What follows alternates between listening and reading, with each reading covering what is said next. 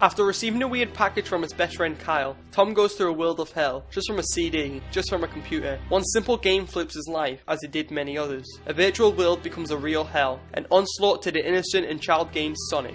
Sonic.exe is a CD version of the original Sonic game, the very first one, although it seems like a hacked, bugged out version, or maybe somebody else made a copy of the game who weren't Sega. This story seems to adapt a bunch of ideas from others, like Squidward Suicide, Ben, and Suicide Mouse. It could just be a coincidence, but eventually we'll see. So what is the basic story of Sonic.exe? Well, it goes as this. A big Sonic the Hedgehog fan receives mail from his friend while playing Sonic Unleashed. Tom goes and checks the mail. Inside is a letter from his best friend, which states, Tom, I can't take it anymore. I had to get rid of this thing, somehow before it was too late.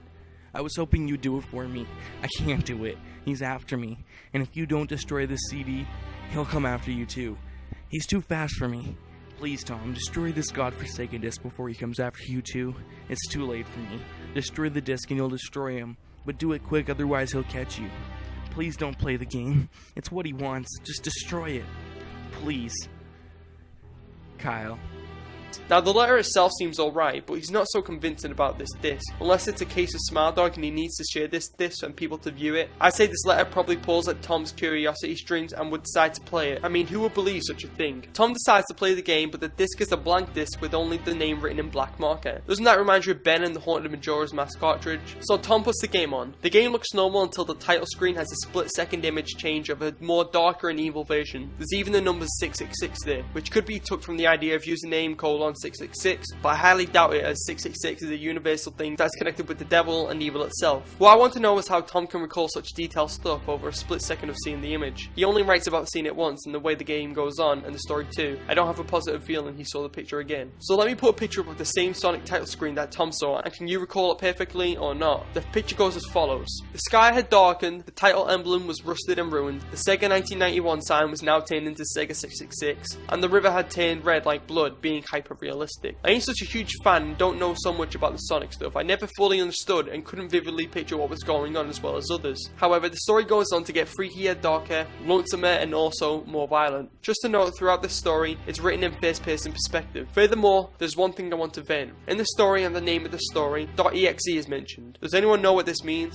If not, here's Google's simple description without going into so much random computer talk. .exe is the common file name extension for denoting an executable file, a program in the DOS, OpenVMS, Microsoft Windows, Symbian, and OS/2. .exe are basically either a good normal file that will open programs for you, or it can open viruses. Could this game be a virus? This whole thing could be a virus. If so, then someone made it, like Tom said. But what would explain the ending of the story? You decide. Hyper-realistic is mentioned a lot in there, as well as being mentioned in Squidward Suicide. Did this story adopt the idea of Squidward Suicide, or was it another coincidence that they both were successful stories with the same kind of detail? There was mention of an odd save file in the game too. There was a Sonic 3 type save file from a Sonic 1 save file. This related to Ben for me, as they both have odd save files. Tom describes there being a lot of music in it, so it must have been programmed in there by somebody. Tom's first mentioned song is Earthbound's Caverns of Winter song. So as the game finally gets started up, things are normal, like the game itself. Until seconds later, things seem too normal. In fact, everything's blunt and straightforward. There's just trees and stuff, like repeating backgrounds and the same expression from the character and walk. Much like Suicide Mouse, if I can relate to another story. Everything then changes like the game has finally begun, but not a Sonic game, more of a Hell's game. You could just choose out Tails, Knuckles, or Dr. Robotnik to play as, which seems very odd as you cannot play as Dr. Robotnik in the original version of Sonic. Tom comes across animals or enemies for the first time in the game, but they're dead. In fact,